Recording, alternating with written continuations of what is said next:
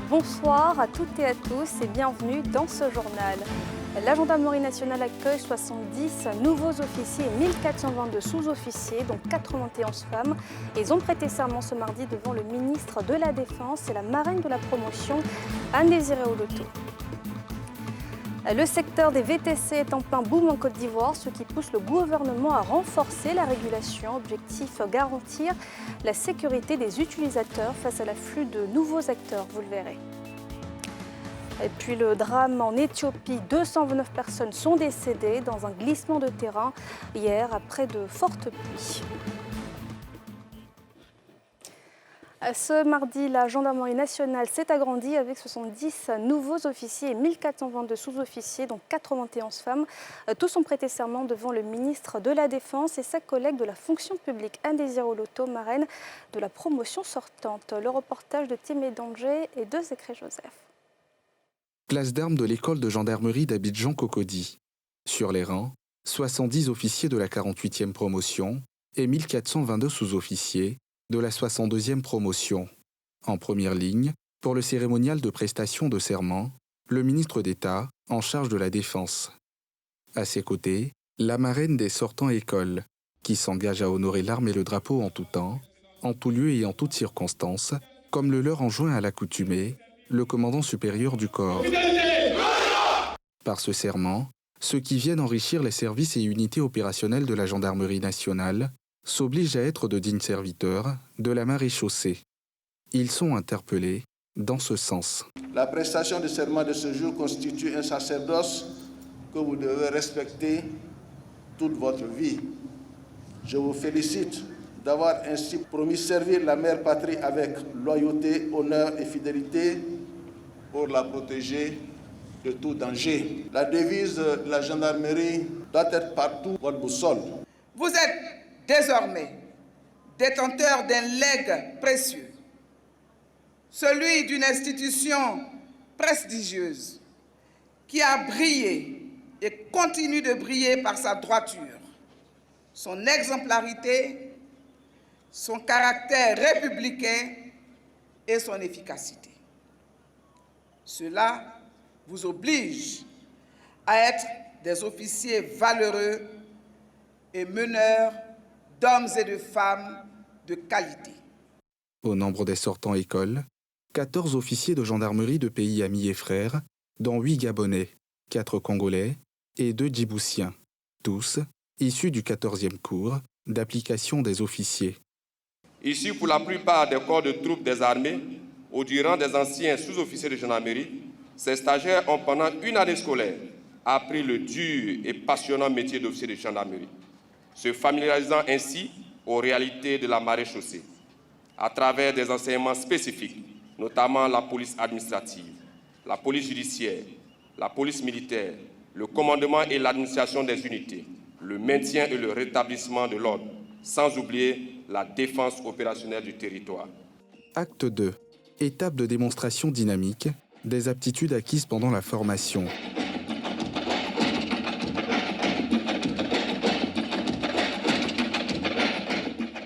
Second tableau, le parcours d'obstacles qui met en compétition pensionnaires des premières et deuxième années. Le compétiteur aborde la buse. Le dernier tableau est meublé de démonstrations de taekwondo, moment d'expression des techniques et aptitudes en art martial. Bien avant, à travers le défilé militaire, les 70 officiers et les 1422 sous-officiers s'engageaient à être de dignes et dévoués serviteurs de la patrie et de la loi. À Songon, la montée du grand banditisme inquiète fortement. Une opération spéciale dénommée Épervier a donc été déclenchée. Son but, neutraliser toute menace pour restaurer la tranquillité parmi les habitants. Les précisions de Timé Danger. 150 hommes prêts à se déployer à Songon, zone opérationnelle de l'opération spéciale Épervier dans cette commune du nord-ouest d'Abidjan. Avant le terrain, contexte, missions opérationnelles et attentes sont énoncées. Cette opération aura pour mission d'organiser des patrouilles dissuasives, marquait la présence de la police et de la gendarmerie autour des commerces et toute autre activité économique, entre parenthèses, maquis, hôtels, tout au long du littoral de la commune. Procéder aux rafles ciblées, rechercher, détruire les fumoirs et interpeller tout individu trouvé en ces lieux, prévenir toute atteinte à l'intégrité physique ou au bien des personnes et faire preuve de professionnalisme. La mise en place de l'unité spéciale de sécurisation, suite à la recrudescence du grand banditisme dans cette périphérie d'Abidjan, est bien accueillie. Avant la manœuvre, sur le terrain, habitants et autorités locales jubilent. Récemment, le maquis de notre présidente a été cassé. Vraiment, nous tous, on a été choqués. Il y a un autre maquis même qui a été cassé. Vraiment, la peur a fait que maintenant, même pour sortir la nuit, on a peur. Donc vraiment, l'arrivée de nos officiers, vraiment, nous convient. On est heureux. Vraiment, on est vraiment contents. Avec le développement de Songon, nous connaissons aussi l'arrivée de beaucoup de fléaux. Le grand banditisme et bien d'autres. Et donc cette opération vise à combattre ce grand banditisme et nous l'accueillons alors, j'allais dire, à bras ouverts. Et nous, population de Songon, nous engageons, j'allais dire, entièrement à coopérer, à accompagner la police dans la mise en œuvre donc, de cette opération. Plusieurs rames, faut-il le souligner, sont engagées dans cette opération, dirigée par le commissaire Oudou Ouattara, commandant GMI de Songon. Les premières se sont lancées aux trousses de ceux qui sèment l'insécurité à Songon. Vous le savez, le secteur des VTC est en plein essor dans le pays et trois grands acteurs dominent le marché, le russe Yango, l'américain Uber ou encore le français Hitch. Mais avec l'arrivée de nouvelles entreprises, l'exécutif cherche à renforcer la régulation afin de garantir la sécurité des populations. Le reportage de Daniel Cadjo et de Zécré Joseph. Alors que les véhicules de transport avec chauffeur VTC prennent de plus en plus de place dans le paysage ivoirien, soupçons de menaces en lien avec la sécurité, immobilisation de véhicules avant de prendre la fuite. Les témoignages de mésaventures se multiplient, notamment sur les réseaux sociaux. S'il revient aux autorités de faire la lumière sur ceux-ci pour déterminer qui entre le client et le chauffeur est en tort, le phénomène suscite toutefois des inquiétudes au sein de la population. Ça m'inquiète, même si je n'ai pas encore été victime. Si on peut avoir un numéro vert assez rapidement, sur lequel on pourra appeler et puis avoir une réponse ou quelque chose d'immédiat en fait. On a déjà vu, mais ce n'est pas à cause d'une seule personne, on a gardé de tout le monde. Par fait des réseaux sociaux, il y a trop d'histoires. Quelqu'un va raconter ceci, quelqu'un va raconter cela, peut-être c'est un mensonge, mais c'est du vrai. Donc, moi, en matière de ça, je ne prends pas. Selon cette représentante de compagnie de VTC en Côte d'Ivoire, les chauffeurs eux aussi sont confrontés à de nombreux risques. Côté sécurité, il y a beaucoup plus à craindre du côté du conducteur que du côté du passager. Parce qu'au final, c'est une activité qui génère des fonds, donc il y a beaucoup plus de susceptibilité ici d'agression.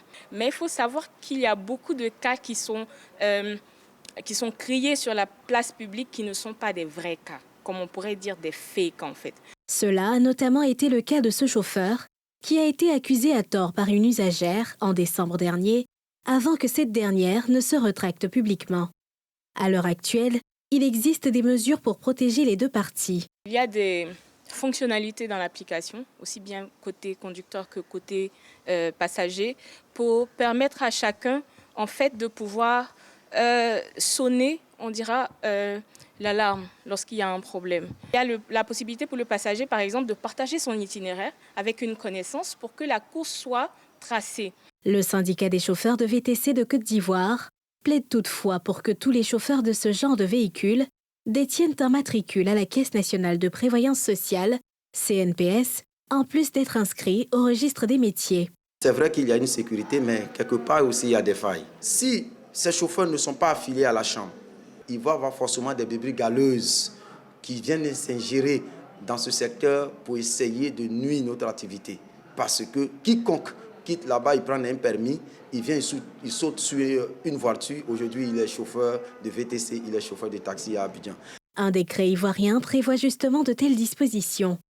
Reste qu'en date du jour, seulement 8 000 sur 300 000 chauffeurs VTC à l'échelle du pays sont inscrits à la Chambre nationale des métiers. Les contrevenants s'exposent à des amendes pouvant aller jusqu'à 300 000 francs CFA. Allons à présent à Toumaudi, où les populations des villages voisins au camp militaire français de l'Homo-Nord s'opposent à son extension. Ils l'ont exprimé au cours d'une rencontre avec les autorités locales, comme nous le rapporte en détail Mardoché Kwasi dans cet élément.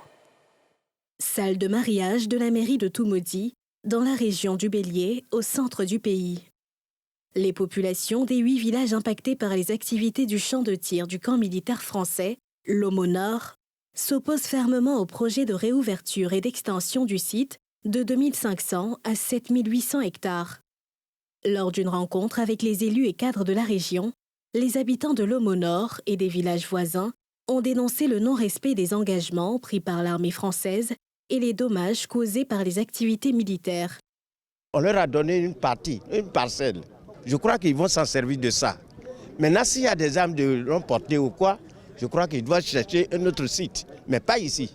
Et puis voilà une armée forte, une puissance, aux côtés des populations pauvres. Ils ne font rien pour nous.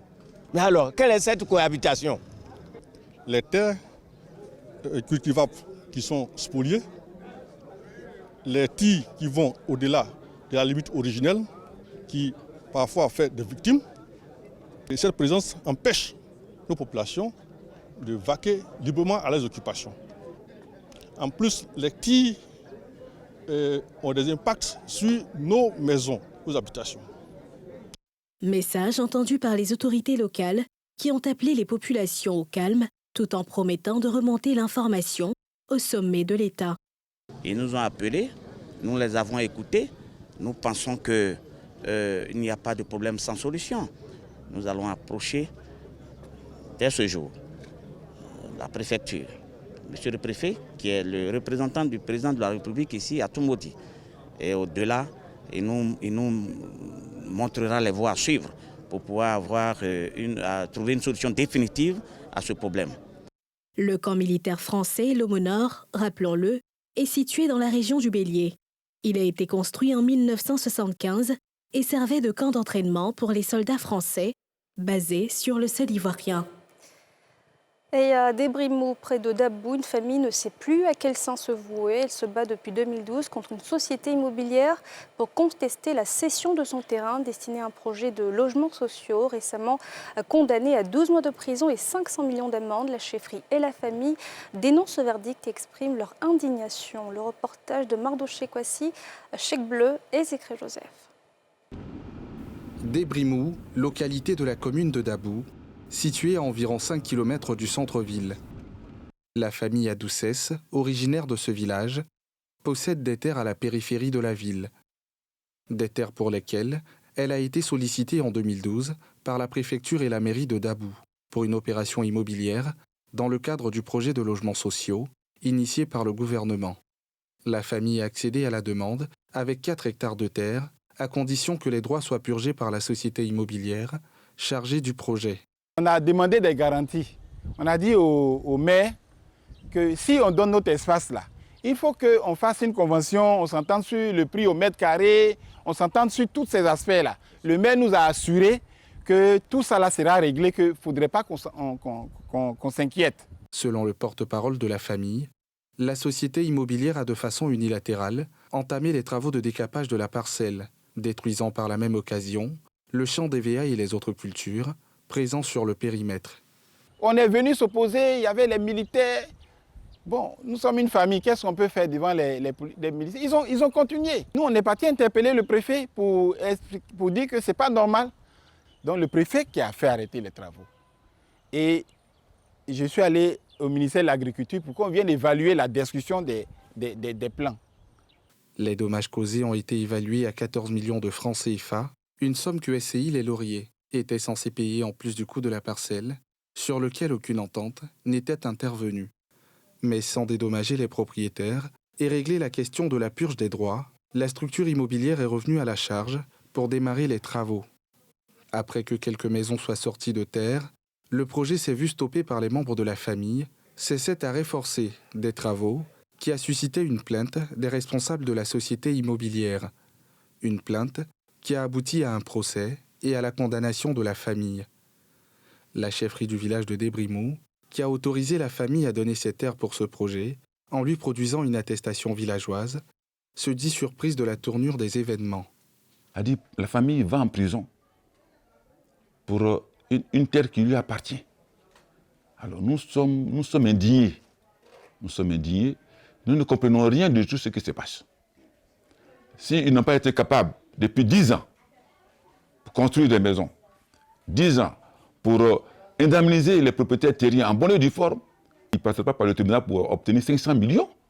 Mais nous allons être derrière la famille à Douchet pour leur demander de poursuivre l'affaire au tribunal jusqu'à ce que justice soit rendue. Les résultats de nos investigations, du côté de la direction de la construction, du logement et de l'urbanisme de Dabou, confirment que la famille a bien accédé à la demande des autorités en mettant ces terres à disposition pour le projet des logements sociaux. Le désaccord porte a priori sur la superficie cédée et celle que la société avait l'intention d'utiliser pour le projet. Aussi, le dédommagement des propriétaires, selon notre source, était de la responsabilité de la mairie, qui avait déjà fait une avance. Une version non confirmée par les services de la mairie, qui n'ont pas souhaité s'exprimer sur la question, tout comme la société SCI Les Lauriers, auprès de qui toutes nos tentatives pour obtenir leur version sont restées vaines. En attendant, la famille à Doucès a fait appel du jugement en première instance et espère rentrer dans la totalité des fonds pour que le projet se poursuive en toute sécurité, pour le bonheur des souscripteurs, à ce projet immobilier. Dans l'actualité internationale, en Afrique de l'Est, en Éthiopie, au moins 229 personnes sont décédées dans un glissement de terrain survenu hier après de fortes pluies. Un bilan lourd et provisoire. Ce mardi, les opérations de secours se poursuivent. Le récit d'Olivier Abimana.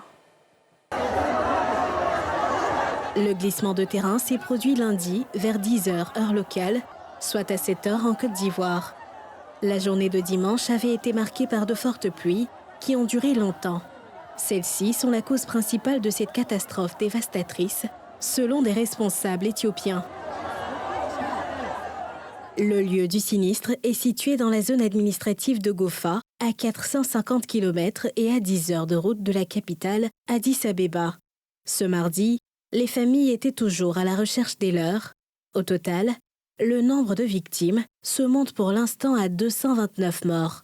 Le Premier ministre éthiopien, Abiy Ahmed, s'est dit profondément attristé par la perte tragique de vies humaines dans ce glissement de terrain.